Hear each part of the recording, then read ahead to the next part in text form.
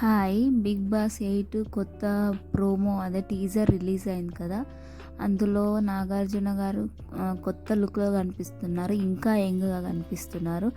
అల్లావుద్దీన్ అద్భుత దీపంలాగా వరాలిచ్చే కింగ్‌లాగా ఆయన ప్రత్యక్షమయ్యాడు. కమెడియన్ సత్య ఇందులో కనిపించాడు.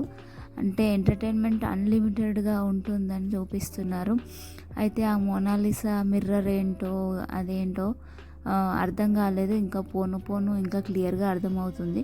కాకపోతే ప్రతి సీజన్‌కి ఇంతే చాలా ఎక్స్‌పెక్టేషన్స్ పెంచేస్తారు. లాస్ట్ టైం కూడా ఉల్టా పుల్టా అంటూ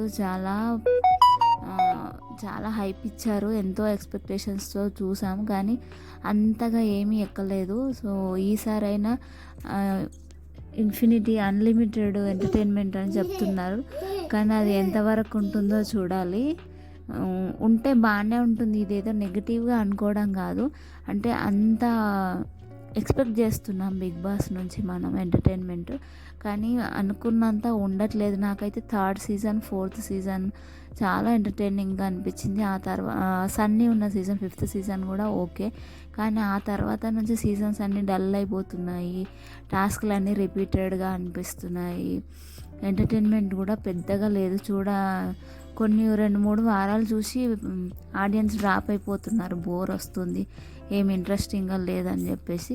మరి ఈసారి ఎలా ఉంటుందో చూడాలి. సెప్టెంబర్ ఫస్ట్ నుంచి స్టార్ట్ అవ్వబోతుంది. Let's see. Thank you. Subscribe to my channel.